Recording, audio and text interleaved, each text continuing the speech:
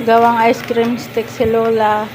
Mas maganda pag Milo ang ginawa kasi pambata talaga at saka hindi ka magwa-worry kasi Milo. Hindi ko na siya linagyan ng sugar kasi matamis naman na ang Milo. Nagawang ice cream stick si Lola para masaya ang dalawa kong apo, Jaris at si AJ. Ang dalawa ko apo, ako na talaga nag-sacrifice dyan, mag-alaga, magmula sanggol.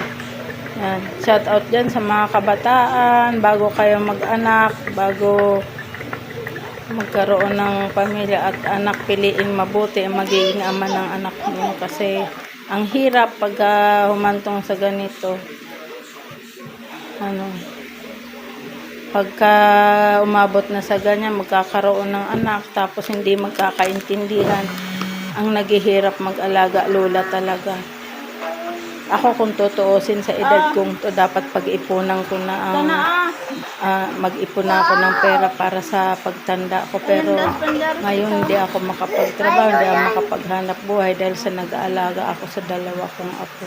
Kaya dyan sa mga kabataan dyan, piliin mabuti ang magiging ama ng anak nila para yung ama ng dalawa kong apo yan, hindi na siya nagpapakita. Kung minsan hingi ang anak ko ng pambiling gatas, nagbibigay naman, pero pag hindi naman hiningi, hindi naman nagbibigay.